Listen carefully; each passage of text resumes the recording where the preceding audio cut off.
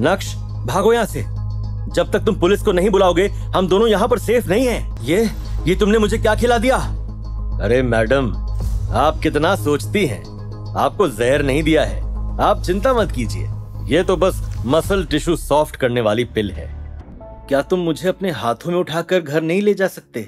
जब नक्श ने ये सब सुना तो उसकी आंखें सीधा अवंतिका के डेलिकेट शरीर पर जाकर अटक गई थी और जैसे तैसे अपना सर हिलाते हुए बोला, ठीक है, मैं ट्राई करता हूँ। ऑफिसर अवंतिका को कार में बैठाने के बाद वो दोनों वहाँ से सबसे पहले हॉस्पिटल गए और उसके बाद जब अवंतिका के घर पहुँचे तब तक रात हो गई थी। सोफे पर बैठकर नक्श ने सबसे पहले अपने माथे का पसीना साफ किया और इधर उधर देखते हुए बोला, क्या बात है, लगता है पुलिस ऑफिसर्स की सैलरी काफी ज्यादा होती है। अच्छा, तो अब तुम्हें पुलिस ऑफिसर भी बनना है? अरे नहीं नहीं, मैं तो पर्दे के पीछे रहकर ही काम करता हूँ। ऐसा कुछ नहीं है, ये घर मुझे मेरे पापा ने खरीद कर दिया था। मैं ये जानने के लिए बहुत ही क्यूरियस हूँ कि तुम कौन सी चक्की का आटा खाते हो। तुम्हारे और मेरे वेट में जमीन आसमान का फर्क है, लेकिन उसके बाद भी तुमने मुझे आसानी से उठा लिया। That's incredible man।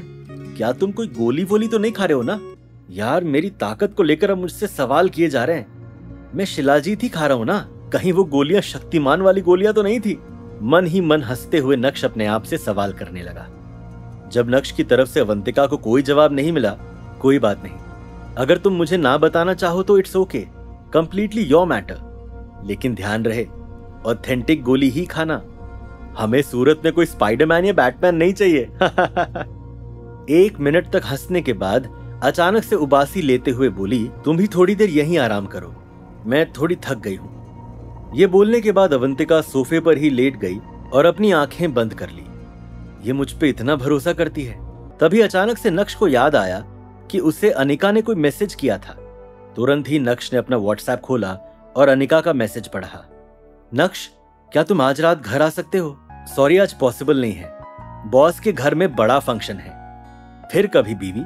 सुबह जब अवंतिका की आंख खुली तो उसने देखा कि नक्श अभी तक यहीं पर ही है। तो तुरंत ही वो झटके से सोफे से उठी और बोली, तुम गए नहीं, अभी तक यहीं पर हो?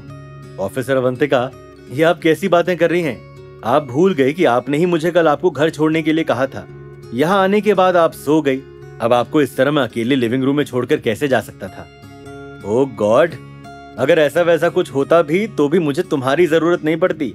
तुम तो खुद अभी बच्चे हो। ओ ये सब छोड़ो, ये बताओ कि अब तुम्हें कैसा लग रहा है? मैंने तुम्हें बोला था ना कि उस पिल का असर सिर्फ 24 घंटे ही रहता है, और हमने हॉस्पिटल जाकर एंटीडोट भी ले लिया था। तभी तो घर आने के बाद मुझे अचानक से गहरी नींद आ गई। वैसे अब उसका असर खत्म हो गया है और अब मैं बिल्कुल ठीक हूँ। मेरे पास तुम्हारे लिए कुछ है, उम्मीद करता हूँ कि वो तुम्हारे बहुत काम आएगा। ये बोलते हुए नक्श ने अपनी जेब से एक रेडिश ब्राउन कलर की पिल बाहर निकाली और उसे अवंतिका की तरफ बढ़ाया। ये कौन सी गोली है? ये किस काम की है? मुझे भी नहीं पता। तुम्हें नहीं पता इस गोली के बारे में? तो फिर तुम खा रही हो या नहीं खा रही हो? ये बोलते हुए नक्श उस गोली को फिर से अपनी जेब में डालने लगा, लेकिन तभी अचानक से अवंतिका ने उस गोली को नक्श के हाथ से छीन लिया और बोली, कहीं ऐसा तो नहीं कि तुम भी यही गोली खाते हो? अगर तुम्हें नहीं खाना है तो मुझे वापस दे दो। तुम्हें किसने कहा कि मुझे नहीं खाना है? ये बोलते हुए अवंतिका ने तुरंत ही उस गोली को गटक लिया और मुंह में लेते ही वो गोली किसी मिश्री की तरह मेल्ट हो गई। क्या तुम्हें कोई रिएक्शन फील नहीं हो रहा? रिएक्शन? कैसा रिएक्शन? क्या तुम्हारी वो गोली एक्सपायर्ड थी? मुझे भी वो गोली किसी और ने दी थी, इसलिए मुझे भी नहीं पता। अंदर ही अंदर नक्श यही सोच रहा था कि भले ही वो गोली एक्सपायर्ड हो या नहीं, असर धमाकेदार करती है।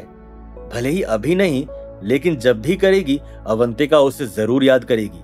यही सब सोचते हुए अचानक से नक्श का फोन बजने लगा। बोलो बीवी, कैसे याद किया? कहां पर हो तुम?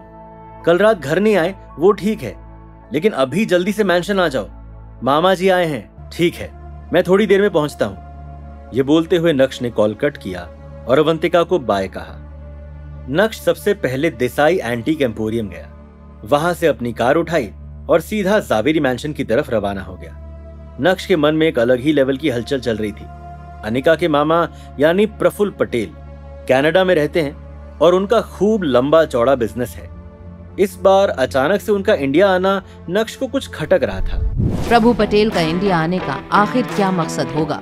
नक्श की दी हुई गोली खाकर क्या होगा अवंतिका के साथ? अनिका और नक्श में बढ़ेगी नजदीकियां या आएगा कोई और ही ट्विस्ट? ये जानने के लिए देखिए अगला एपिसोड सिर्फ पॉकेट FM के YouTube चैनल पर। और इंस्टा एम्पायर के सारे एपिसोड सुनने के लिए डिस्क्रिप्शन में दी गई लिंक से डाउनलोड कीजिए पॉकेट FM।